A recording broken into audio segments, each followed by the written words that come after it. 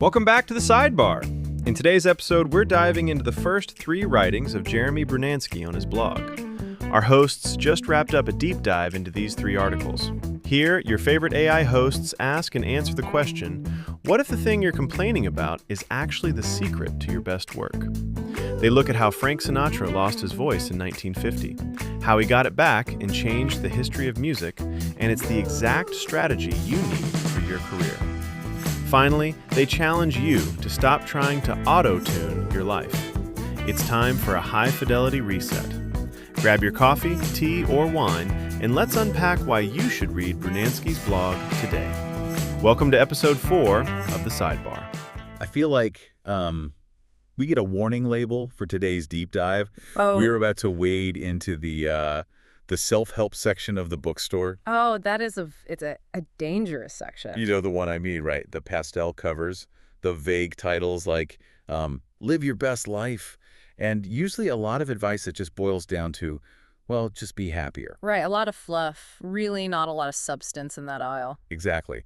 But every once in a while, you find something in that stack that feels, I don't know, it feels different. It doesn't feel like it was written by a marketing committee. It feels like it was written by someone who was actually in the trenches, just trying to figure out the mechanics of being a human being. The mechanics. Yeah, that is a really good word for it. And that brings us to our subject today. We are looking at a series of writings by Jeremy Brunansky.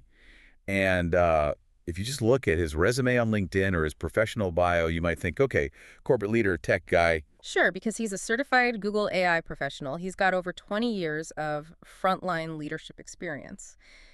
If you stopped reading right there, you'd expect his writing to be about, I don't know, synergy. Right, synergy and quarterly projections and optimizing your workflow. Exactly. But then you keep reading the profile and things get weird. Wonderfully weird, I would say. Very wonderfully weird. We're talking about a guy who has been performing on stage since he was 5 years old. Right. He's a classically trained vocalist, a pianist, a filmmaker. He actually went to the Conservatory of Recording Arts and Sciences. Mm-hmm. So you have this collision of Google AI Pro and opera singer. Which is exactly why we picked these sources for you today. We aren't looking at these blog posts as just generic advice. Yeah. We are trying to answer a really specific question. What happens when you look at personal growth through the lens of an artist? So it's not, how do I optimize my life like a spreadsheet? But How do I compose my life like a symphony? I love that. Or maybe, how do I edit my life like a film? Yeah, exactly. So here is the roadmap for everyone listening. We have 3 blog posts Brunansky wrote back in late 2012 and early 2013. We're going to track his mindset as he moves from late autumn right into the new year. And we're going to see if we can extract a philosophy that actually works for people who, frankly, might be pretty skeptical of standard self-help. Let's dive right in. Okay, set the scene for us. Right. So it's December 18th, 2012. The holidays are coming up. The year is dying down. And Brunansky posts a piece called A Seasonal Reminder. And right off the bat, he anchors this entire thought in nature. He writes, the leaves have a natural progression for the season, and so should you. Okay, I'm going to pause you there for a second. Yeah. Because be like a tree, that is pretty standard greeting card stuff. It is, yeah. So is there more to it than just, nature is pretty and we should be like nature? There is, but you have to look at the specific language he uses. He calls autumn a beautiful reminder that we must all shed the trappings of yesterday. Trappings. That's a really interesting word choice. Right. Because it doesn't just mean stuff. It implies weight, like armor or some heavy decoration. Or a costume. Remember, this is a performer talking. If you're playing a character in Act 1 and you keep wearing that costume in Act 2, you're going to ruin the play. you're going to ruin the play. You can't play the villain and the hero at the exact same time. That's a great point. But the part that really struck me is the instruction he gives. It's a very specific 3-step process.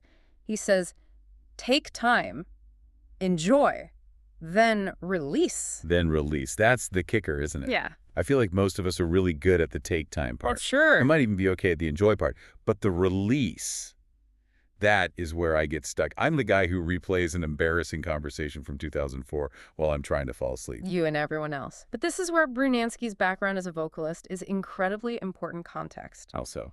Think about the actual physiology of singing. To sing well, you have to manage your breath.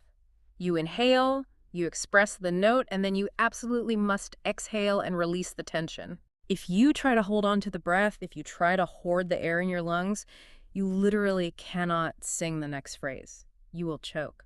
Wow. So for him, release isn't just this airy spiritual idea, it's a mechanical necessity. Exactly, it's biological efficiency. He talks about how the leaves falling is a form of renewal. The tree isn't mourning the leaf. Right. It's cutting off resources to something that has finished its job so the tree can survive the winter. So when I'm holding on to that grudge or that failure or even... Or that glory day from high school, yeah. Right, I'm just... You are wasting energy keeping a dead leaf alive. Oof. Put it that way, and it sounds pretty stupid. It's biologically expensive. He writes, we must let go of that which is meant to be released. It really implies that experiences have a shelf life. They have utility, they teach us, they shape us, and then the utility just expires. And if you keep holding it after the expiration date, it turns toxic. Right. And he says to recall the past with fond memories and recollect all that was inspiring. So he isn't saying erase your hard drive. He's saying, don't let the old data clog up your processing power for the new tasks. Which perfectly fits the AI side of his brain, too. You have Yeah. to clear the context window eventually. Exactly. You clear the cache so you can run the new program. I really like that. Okay, so we shed the leaves. We are in the dead of winter. Now we fast forward a few weeks. It's January 5th, 2013. The new year has just started. Start. Yep. And Brunansky drops his next post. It's called Drive Forward While Embracing the Past. And here is where things get a little complicated. Yeah, I have to be the skeptic here for a minute. We'd literally just spent 5 minutes talking about shedding and releasing and letting go. And now, 3 weeks later, he's telling us to embrace the past. It sounds like a U-turn. It totally feels like a contradiction. Is he flip-flopping? If you just read the headlines, yes. But if you actually look at the text, he's making a very sophisticated distinction between two entirely different ways of interacting with the past. Okay, break it down for me. What's the difference? It's a difference between an anchor and fuel. An anchor versus fuel. Yeah. In the first post, the leaves were trappings dead weight. Anchors. In this post, he explicitly says we shouldn't cling to the past like an anchor. Instead, he wants us to use positive memories as momentum. Momentum. Physics again? Or music. Tempo. He's arguing that you can harvest energy from your past to push you into the future. He uses this really great sensory detail to explain it, actually. He talks about the involuntary smile. Oh, I circled that part. He writes, if I had to place a bet, I'd put odds on you experiencing a memory right now that makes you smile. Think about that exact feeling. You aren't trying to smile. A memory hits you, maybe a great vacation, a moment with a friend, a huge success at work, and your body reacts physically before your brain even catches up. You smile. Yeah, it's like a little hit of dopamine. That is the fuel. Brunansky is saying, why struggle to generate motivation from scratch? Why try to force yourself to be excited about the new year using sheer willpower? Because that's exhausting. It is exhausting. Instead, work smarter, not harder.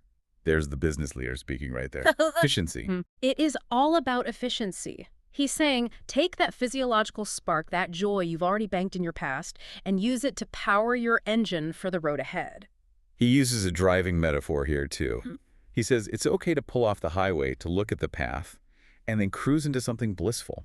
I love that visual because of the intentionality of it. Pulling off the highway is a choice. You aren't stalling out. You aren't breaking down on the shoulder. Right. You are making a pit stop to check the map and refuel. And then you get back on the road. You don't live in the rest stop. Exactly. You don't build a house on the side of the highway. You use the stop to make the rest of the drive better. So if segment 1 was about dropping the heavy baggage, segment 2 is about realizing you have a tank full of high-octane gas if you just remember where to look for it. Okay, I can definitely buy that. It's not a contradiction at all. It's a filter. You filter out the heavy stuff, you keep the high-energy stuff, which brings us to the third piece. And honestly, this is the one that hit me the absolute hardest. We are jumping to March 1st, 2013. The post is titled, If Only. Ah, the dreaded if only. I say this to myself probably 3 times a week. If only I had more time. If only I had a bigger budget. If only I hadn't eaten that second slice of pizza. It is the universal language of regret. It really is. Brunansky calls it a debilitating course. He talks about seeing this in his staff, his peers, even his bosses. It's the ultimate excuse to just stop moving. He quotes Thomas Carlyle here, too. Nothing builds self-esteem and self-confidence like accomplishment. Which is absolutely true.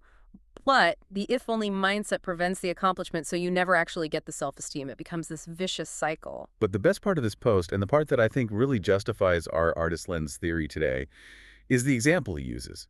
He doesn't talk about a CEO turning around a failing stock. He doesn't talk about a tech startup. He talks about Frank Sinatra. Chairman of the board. But not the Sinatra we usually think of.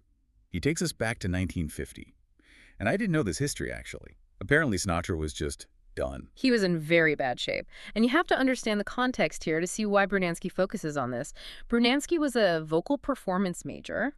He lists Sinatra as a major influence in his reference guide. So he isn't just reciting a Wikipedia page. He feels this in his gut. So set the scene for us. It's 1950. What is happening to Frank? His vocal cords have hemorrhaged. They literally blew out. He goes to perform at the Copacabana, opens his mouth, and nothing comes out but dust. For a singer, that is the apocalypse. I can't even imagine. His entire identity is the voice. And suddenly, the voice is gone. Brunansky writes, "A vocalist without a voice is about as useful as a writer without a pen. It's this terrifying helplessness." So, if only Trap here would be massive. If only I hadn't ruined my voice. If only I could sing like I did in 1945. Right. And if he had stayed in that trap, he would have just been a historical footnote. But he didn't. Brunansky points out that in 1953, Sinatra signed with Capitol Records. But here's the key. He didn't sound the same. Well, he couldn't write. The damage was already done. The damage was done. He lost the ability to belt those massive, perfect long notes that made him famous in the 40s. He had serious limitations. So what did he do? How did he come back from that? He adapted. He started using the microphone as an instrument. He leaned heavily into the phrasing. He focused on the acting inside the song, on the breadiness, on the vulnerability. Brunansky calls it his most emotionally honest work. That is fascinating. So the limitation, the broken instrument actually forced him to become a better artist. A much deeper artist. And this is the core of Brunansky's philosophy here. The if-only mindset waits for perfect conditions. The artist mindset, the Sinatra mindset, says, okay, my instrument is broken, the conditions are terrible, what can I create with these broken pieces? That's a really powerful shift. It completely changes I can't into how can I? Exactly. Brunansky mentions that great leaders and inventors do with what they have. They don't sit around and wait for resources to magically appear. That reminds me of another detail from his profile. The guy runs Spartan Races. He actually completed the Beast 21K. Yes. And if you know anything about Spartan races, they are miserable. It's mud, barbed wire, sheer exhaustion. You don't finish a 21-kilometer obstacle course by saying, if only there wasn't so much mud. Right, you finish it by dragging yourself through the mud, because that's literally the only way to the finish line. It's resilience, but more than that, it's creative resilience. It's looking at the mud or the broken vocal cords or the massive budget cut at work and saying, this is my material. I'm going to sculpt with this. Wow. So we have these three distinct beats. December was about shedding the dead weight. January was about using joy as fuel. And March is about rejecting excuses and building with what you have. And if we zoom out, we can see a really interesting picture of Jeremy Brunansky as a person and maybe a model for how we should all be thinking. The reference guide calls him a brain box. A brain box. I love that term. And his influences are all over the map. He lists Aristotle and Jung, but he also lists the Silver Surfer and Batman. Wait, really? The Silver Surfer? Yeah. Graphic narratives are right there in the guide next to philosophy and history. That seems pretty chaotic. It does at first glance. But think about it. The seasonal reminder post. That feels like poetry or philosophy. That's the artist and writer side. The if-only post. That references Bob Iger and Howard Schultz. That's the business leader side. And the drive forward post. That feels like the explorer, the guy who wants to see what's down the road. So he's not switching hats. He's wearing them all at once. Exactly. And I think that's the ultimate takeaway for you listening right now. We tend to compartmentalize ourselves so much.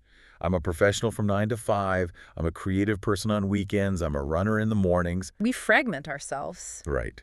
But Brunansky's writing suggests that you can and really should integrate them. Your artistic training can absolutely solve your business problems. Your athletic endurance can help you through emotional slumps. Even your failures. Even your if-only moments. Especially those. It goes right back to that Sinatra story. It connects to another skill Brunansky lists in his profile, which is studio recording. Oh, right. The technical side of music. Think about auto-tune for a second. In modern pop music, we can fix every single mistake. We can make every note mathematically perfect. But it sounds plastic. It sounds totally robotic. It has no soul. When you listen to those 1950s Sinatra records or when you read these blog posts, you aren't getting auto-tune. You are getting the actual cracks in the voice. You are getting the struggle. And that's what makes it resonate with people. Brunansky seems to be arguing for a life that isn't auto-tuned. He wants the natural progression of the leaves, not fake plastic trees. He wants real momentum, not artificial hype. And he wants real resilience, which honestly only comes when things break. A life that isn't auto-tuned. I am definitely going to steal that. That is a fantastic way to put it. So let's wrap this up with a little practical application. If someone listening right now wants to apply the Brunansky method, if we can call it that, what do they do today? I think it boils down to a 3-step audit. Okay, step 1. Audit your trappings. Look at what you are carrying right now. Is there a grudge, a failure, or even a past success that is just dead weight? Visualize the tree. Cut the nutrient supply. Release it. Step 2. Audit your fuel. Don't look back just to regret things. Look back to find that involuntary smile. Find the memories that give you energy and use that spark to push through your current project. And step 3. Audit your if-onlys. Catch yourself saying it. If only I had X. Stop right there. Look at your limitation. Look at your broken instrument. And ask yourself, how can I use this to be more honest? How can I use this to create something completely unique? It's surprisingly empowering. It tunes your biggest weaknesses into your creative constraints. It shows that wisdom really is interdisciplinary. You can learn about leadership from a falling leaf. You can learn about resilience from a crooner losing his voice. You just have to be paying attention. And you have to be willing to look at the world with both the logical eye and the artistic eye. Simultaneously. Before we sign off, I want to leave you with one final thought to chew on. We talked a lot about Sinatra finding his true voice only after he lost his perfect voice. Right. The loss was the actual catalyst. So here is the question for you to explore on your own. What limitation in your life right now, the thing you are complaining about, the thing you wish you could just wave a magic wand and fix, what if that is actually the constraint that forces you to do your absolute best work? What if the broken vocal cord is the gift? Exactly. Instead of fighting the constraint, what if you leaned into it? Something to think about as you drive down your own highway. Indeed. Thanks for joining this deep dive with us. We'll see you on the next one. Take care.